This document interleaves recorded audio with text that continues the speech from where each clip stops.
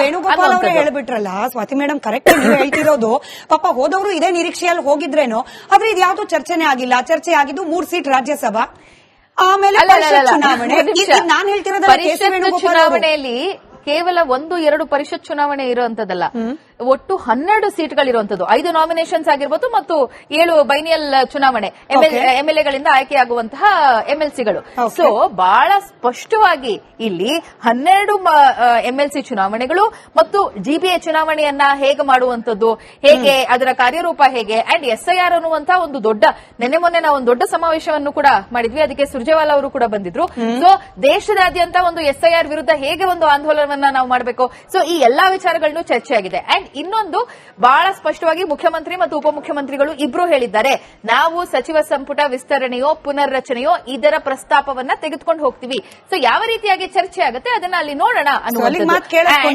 KC. Venugopal ಅವರು ಮಾತು ಕೇಳಿಸ್ಕೊಂಡಿಲ್ಲ ಅಂತ ನೀವು ಹೇಳಕ್ ಬರಬೇಡಿ. ಯಾಕೆಂದ್ರೆ ಅಲ್ಲ, ಕೆ.ಸಿ. ವೇಣುಗೋಪಾಲ್ ಅವರು ಮಾಧ್ಯಮದ ಮುಂದೆ ಬಂದು ಅಲ್ಲಿ ಒಳಗಡೆ ಏನೇನ್ ಚರ್ಚೆ ಆಯ್ತು, ಎಷ್ಟ್ ಸತಿ ಕಾಫಿ ಕುಡಿದ್ರಿ, ಎಷ್ಟ್ ಸತಿ ತಿಂಡಿ ತಿಂದ್ವಿ, ಅಲ್ಲಿ ಮಧ್ಯಾಹ್ನ ರಾಹುಲ್ ಗಾಂಧಿ ಅವರು ಮನೆಗೆ ಊಟಕ್ಕೆ ಎಷ್ಟೊತ್ತಿಗೆ ಹೋಗಿದ್ರು, ವಾಪಸ್ ಎಷ್ಟೊತ್ತಿಗೆ ಬಂದ್ರು, ಖರ್ಗೆ ಅವರು ಯಾವ ಕಲರ್ ಶರ್ಟ್ ಹಾಕೊಂಡಿದ್ರು, ಆಯ್ತಾ, ಇದನ್ನೆಲ್ಲ ಮಾಧ್ಯಮದ ಮುಂದೆ ಬಂದು ಹೇಳುವಂತ ವಿಚಾರನೂ ಅಲ್ಲ. ನಮ್ಮ ಮುಖ್ಯಮಂತ್ರಿಗಳ ಜೊತೆ ಮಾಧ್ಯಮದಲ್ಲಿ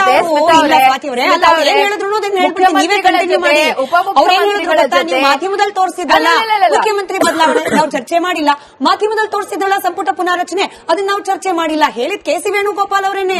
ಅಲ್ಲಿ ಚರ್ಚೆ ಮಾಡಿಲ್ಲ. ಬಹಳ ಸ್ಪಷ್ಟವಾಗಿ is there a change of guard ಅನ್ನುವಂತಹ ಪ್ರಶ್ನೆಯನ್ನ ಪತ್ರಕರ್ತರು ಕೇಳಿದರೆ, ನೀವು ಆ ಪ್ರೆಸ್ ಮೀಟ್ ಅನ್ನು ನೋಡಿದ್ರೆ ನಿಮಗೆ ಗೊತ್ತಾಗುತ್ತೆ. ಪ್ರಶ್ನೆ ಇದ್ದಿದ್ದು ಒಂದೇ, ಮುಖ್ಯಮಂತ್ರಿಗಳ ಬದಲಾವಣೆ ಆಗತ್ತಾ ಅಂತ. ಅವ್ರು ಅದನ್ನ ಬಹಳ ಕ್ಲಿಯರ್ ಆಗಿ ಹೇಳಿದ್ದಾರೆ, there is no change of guard, ಮುಖ್ಯಮಂತ್ರಿಗಳ ಬದಲಾವಣೆ ಬಗ್ಗೆ ಯಾವುದೇ ಚರ್ಚೆ ಆಗಿಲ್ಲ ಅನ್ನೋದನ್ನ ಸ್ಪಷ್ಟವಾಗಿ ಹೇಳಿದ್ದಾರೆ. ಕ್ಯಾಬಿನೆಟ್ ಬಗ್ಗೆ ಅಲ್ಲಿ ಪ್ರಶ್ನೆಯೂ ಬಂದಿಲ್ಲ, ಅಲ್ಲಿ ಅವರು ಉತ್ತರ ಕೊಡುವಂತ ಅನಿವಾರ್ಯತೆಯೂ ಬಂದಿಲ್ಲ. ಆಯ್ತು, ನಮ್ಮ ಜೊತೆಯಲ್ಲಿ ಇಟ್ನಾಳ್ ಸರ್ ಕೂಡ ಜಾಯಿನ್ ಆಗಿದ್ದಾರೆ. ಸರ್ ನಮಸ್ಕಾರ, ಕಾರ್ಯಕ್ರಮಕ್ಕೆ ಸ್ವಾಗತ. ಅದಕ್ಕೆ ಮುಂಚೆ ನಿಮಗೆ ಬರೋಕ್ ಮುಂಚೆ ಸರ್ ನಾನು ಬಿಜೆಪಿ ವಕ್ತಾರರನ್ನ ಜೆಡಿಎಸ್ ವಕ್ತಾರರನ್ನ ಕ್ವಿಕ್ ಪ್ರಶ್ನೆ ಕೇಳ್ಕೊಂಡ್ಬಿಡ್ತೀನಿ. ಆಕ್ಚುಯಲ್ ಮ್ಯಾಟರ್ ಇರೋದು ಇಲ್ಲಿ ಇನ್ನೊಬ್ಬ ನಾಯಕರ ಗೇಮ್ ಪ್ಲಾನ್ ಬಗ್ಗೆ ಕೂಡ ಬಹಳ ಇಂಟ್ರೆಸ್ಟಿಂಗ್ ಡಿಸ್ಕಷನ್ ನಾವು ಹೋಗ್ಬೇಕು. ಈಗ ಲೇಟೆಸ್ಟ್ ಡೆವಲಪ್ಮೆಂಟ್ ಆಗಿರೋದ್ರಿಂದ ಚಂದ್ರಶೇಖರ್ ಅವರೇ, ನಿಮ್ಮ ಪಕ್ಷ ಪರಿಷತ್ ಚುನಾವಣೆಗೆ ಕಂಟೆಸ್ಟ್ ಮಾಡ್ತಿಲ್ವಾ? ನಿಮ್ಮ ಪಕ್ಷದಲ್ಲಿ ಅಂದ್ರೆ ನಾನು ನ್ಯಾಷನಲ್ ಲೆವೆಲ್ ಅಲ್ಲಿ ಮಾತಾಡ್ತಿದ್ದೀನಿ, ನಾಟ್ ರಾಜ್ಯ ಬಿಜೆಪಿ. ನಿಮ್ ಪಕ್ಷದಲ್ಲಿ ರಾಜ್ಯಸಭೆಗೆ ಎಲೆಕ್ಷನ್ ನಡೆಸಬಾರದು ಅಂತ ಏನಾದ್ರೂ ಇದೆಯಾ? ಅವ್ರು ನೋಡ್ರಿ 10 ಜನ ಮಿನಿಸ್ಟರ್, 30 ಜನ ಎಂಎಲ್ಎಗಳು, ಹೈಕಮಾಂಡ್ ನಾಯಕರು ಬೆಳಗ್ಗಿಂದ ಸಂಜೆ ತನಕ ಡಿಸ್ಕಸ್ ಮಾಡಿದ್ದಾರೆ. Is not BJP that serious about these elections? ಎಷ್ಟು ಹಾಸ್ಯಾಸ್ಪದವಾಗಿ ಯಾರ್ಯಾರು ಜೋಕರ್ಗಳಾಗಿದ್ದಾರೆ ಅಂತೇಳಿ ಜನಕ್ಕೆಲ್ಲ ಗೊತ್ತಾಗುತ್ತೆ. ನೋಡಿ, ಈ ವಿಚಾರದಲ್ಲಿ 3 ವರ್ಷದ ಕೆಳಗಡೆ ಎಲೆಕ್ಷನ್ ರಿಸಲ್ಟ್ ಬಂದಾಗ ನಿಮ್ದೇ ಚಾನಲ್ ನಾನು ಕೂತಿದ್ದೆ ಸ್ಮಿತಾ, ಆವಾಗ ಈ ಸಿದ್ದರಾಮಯ್ಯ ಆಗ್ಬೇಕಾ ಡಿ.ಕೆ. ಶಿವಕುಮಾರ್ ಆಗ್ಬೇಕಂತ ಡಿಸ್ಕಷನ್ ನಡೀಬೇಕಾರೆ ಅವತ್ತೇ ನಾನು ಹೇಳಿದೆ, ಈ ಜನ್ಮದಲ್ಲಿ ಡಿ.ಕೆ. ಶಿವಕುಮಾರ್ ಸಿಎಂ ಆಗಲ್ಲ ಅಂತ ಹೇಳಿ. ಯಾಕೆ ಅಂತ ಹೇಳಿದ್ರೆ ನೋಡಿ, ಡಿ.ಕೆ. ಶಿವಕುಮಾರ್ ಅವರು ಯಾಕೆ ಡೆಕೋರಂ ಮೇಂಟೈನ್ ಮಾಡ್ರಿ, ನಿಮ್ ಪಕ್ಷದ ಯೋಗ್ಯತೆ ಇಲ್ಲ, ನಿಮ್ಗೂ ಒಂದು ಡೆಕೋರಂ ಬೇಡವೇನ್ರಿ?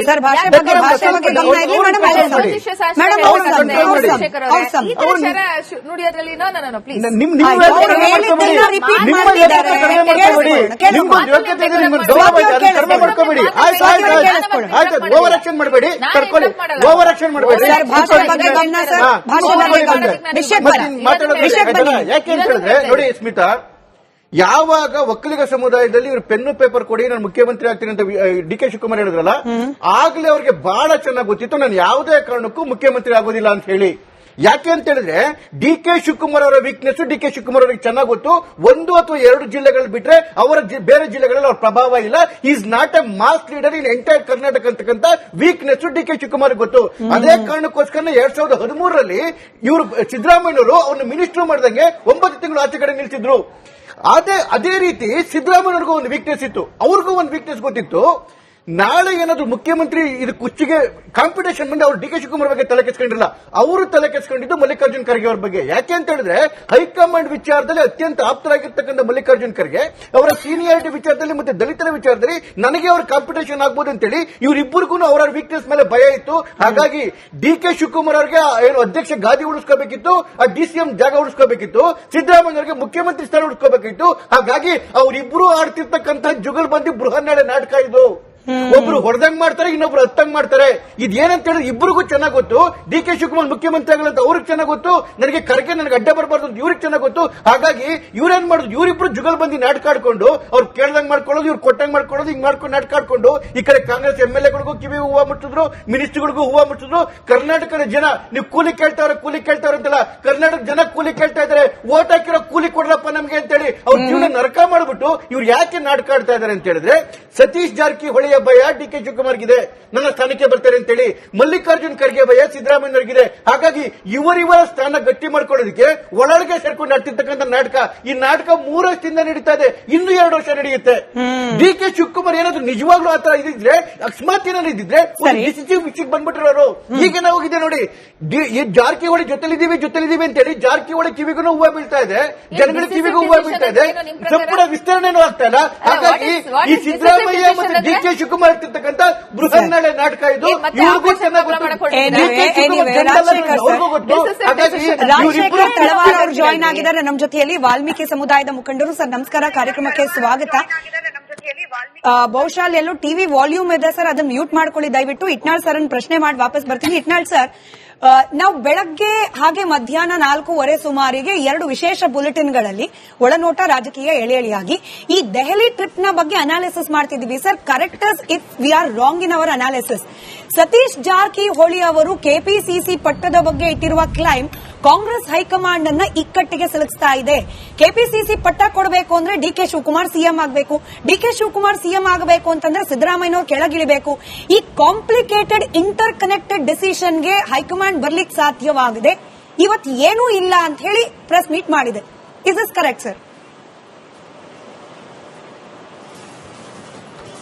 Absolutely correct Smita. ಏನಾಗಿದೆ ಅಂದ್ರೆ ಈ ಸಂಪುಟ ವಿಸ್ತರಣೆ ಅಥವಾ ಬೇರೆ ಬೇರೆ ಕಾಂಗ್ರೆಸ್ನ ಪದಾಧಿಕಾರಿಗಳ ಬದಲಾವಣೆ ಅದು ಸಿದ್ದರಾಮಯ್ಯ ಇನ್ನು ಮುಂದುವರಿತಾರೆ, ಡಿ ಕೆ ಶಿವಕುಮಾರ್ ಮುಖ್ಯಮಂತ್ರಿ ಆಗೋದಿಲ್ಲ ಅನ್ನೋ ನಿರೂಪಣೆ ಇನ್ನೊಂದು ರೂಪ ಅಷ್ಟೇ. ಅದು it is indirect way of saying that D K Shivakumar will not become CM, Siddaramaiah will continue for the rest of the term.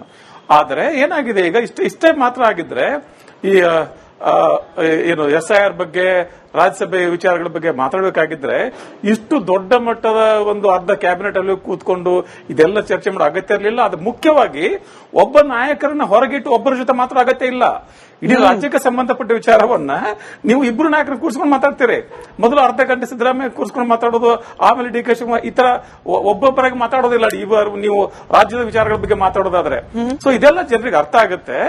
ಆಮೇಲೆ ಜೊತೆಗೆ ನಮ್ಮ ಸುರ್ಜೇವಾಲಾ ಆಗ್ಲಿ, ಕೆ ಸಿ ವೇಣುಗೋಪಾಲ್ ಆಗ್ಲಿ ಹೇಳಿದ್ರಲ್ಲ, ಮಾಧ್ಯಮಗಳು ಊಹಾಪೋಹ ಮಾಡೋದು ನಿಲ್ಲಿಸಬೇಕು ಅಂತೇಳಿ. ಮಾಧ್ಯಮಗಳು ಊಹಾಪೋಹನ ಮಾಡ್ತಾ ಇರೋದು ನಿಮ್ಮಗಳ ಹೇಳಿಕೆ ಆಧಾರದ ಮೇಲೆ. ನೀವು ಹೇಳಿಕೆ ಕೊಡೋದನ್ನ ಈ ತರ ಲಾಬಿಗಳನ್ನ ನಿಲ್ಲಿಸಿಬಿಟ್ರೆ ಮಾಧ್ಯಮಗಳು ಯಾವ ಅಗತ್ಯನಲ್ಲಿ ಊಹಾಪೋಹ ಮಾಡೋದಕ್ಕೆ. ನಂಬರ್ 1. ನಂಬರ್ 2, ಈ ರೀತಿಯ ಅಸ್ಪಷ್ಟತೆ ಇವತ್ತು ಏನಾಗಿದೆ, ಸುರ್ಜೇವಾಲಾ ಹೇಳಿದ ತರ ರೀತಿಯಾಗಿ, ಕೆ ಸಿ ವೇಣುಗೋಪಾಲ್ ಹೇಳಿದ ರೀತಿ